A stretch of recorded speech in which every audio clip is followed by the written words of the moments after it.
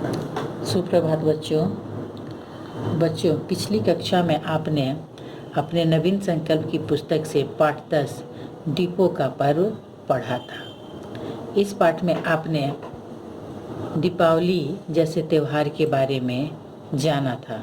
दीपावली कब मनाई जाती है, क्यों मनाई जाती है और किस प्रकार मनाई जाती है, इसके बारे में आपने जाना था।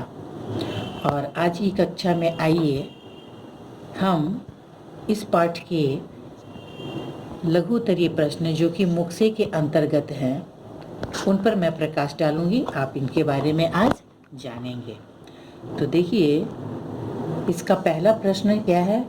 प्रश्न संख्या 1 है कि हम त्योहार क्यों मनाते हैं। हम त्योहार क्यों मनाते हैं? तो पाठ के आधार पर देखिए इसका उत्तर क्या होगा।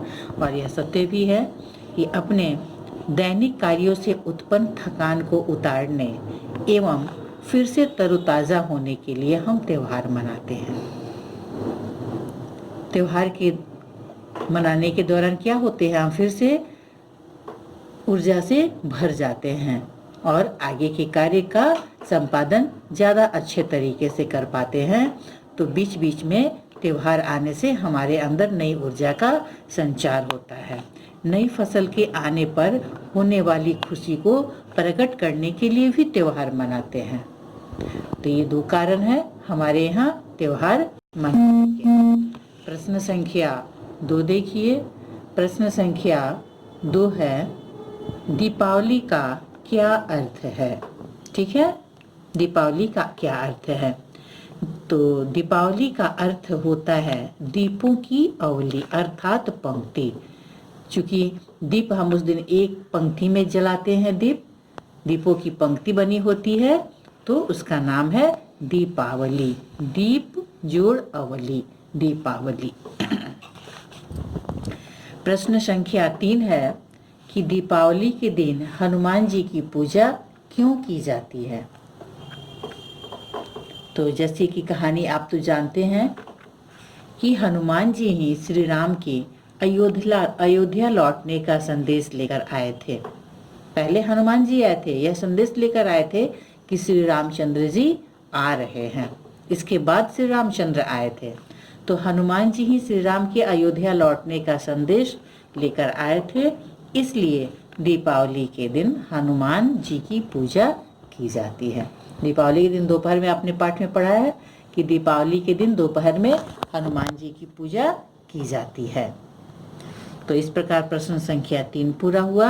अब आइए प्रश्न संख्या 4 की ओर चलते हैं। दीपावली के आसपास जो होते हैं कई त्यौहार होते हैं, जिनमें से भैया दूज भी एक है। आपने पाठ में पढ़ा है। तो प्रश्न यह है कि भैया दूज कैसे मनाई जाती है ना? भैया दूज जैसा कि आप जानते हैं, यह भाई बहन के प्रेम का प्रतीक होता है। यह त्यौहार रक्षाबंधन जैसे एक भाई बहन का त्यौहार है, उसी प्रकार भैया दूज भी भाई बहन का त्यौहार है। भैया दूज के दिन बहनें अपने भाइयों के माथे पर तिलक करके अपने प्रेम भरे संबंधों को मजबूत करती हैं। बहनें साथ में अपने भाइयों के लंबी उम्र की कामना भी करती है। यह भी आप लिख सकते हैं, लेकिन संक्षेप में, चूंकि प्रश्न मुक्से के अंतर्गत है, लघुत्तरीय हैं, इसलिए हमने ज़्यादा बड़ा नहीं किया है। भैया दूज के दिन बहनें अपने भाइयों के माथे पर तिलक करके अपने प्रेम भरे संबंधों को मजबूत करती हैं। तो इस प्रकार इस पाठ के जो लघुत्तरीय प्रश्न मुक्से के अंतर्गत हैं वो पूरे हुए।